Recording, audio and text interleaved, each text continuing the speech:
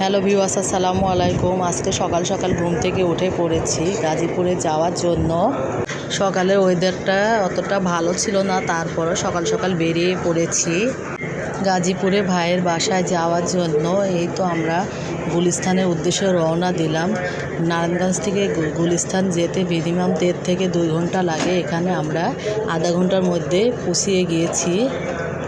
গুলিস্তান থেকে আরেকটা বাসে আমরা চেঞ্জ করে অন্য একটা বাসে উঠলাম মাওনা যাওয়ার উদ্দেশ্যে।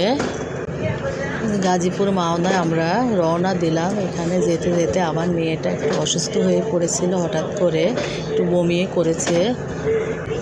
গাজীপুর যেতে যেতে আমরা ওয়েদারটা দেখছিলাম। এখানকার ওয়েদারটা অনেক ভালো, চারিদিকে সবুজ গাছপালা রয়েছে, দেখতে অনেক ভালো লাগে। এর আগেও আমরা ঘুরতে এসেছিলাম সাফারি পার্কে। সাফারি পার্ক জায়গাটা মোটামুটি ভালো, এখানে ঘুরলে মনটা ভালো হয় এবং আশেপাশে অনেক পানি রয়েছে, দেখতে ভালো লাগে।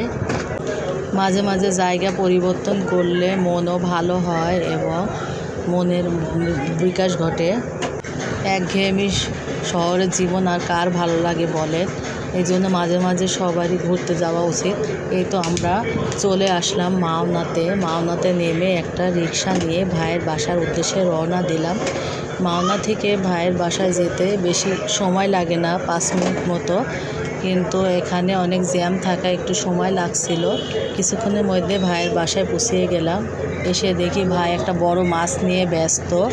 মাছ নিয়ে সে নিজেই কেটে ফেলেছে মাছটা। বড় মাছটা সে নিজেই প্রসেস করে ফেলেছে, একদম কেটে কুটে পরিষ্কার করে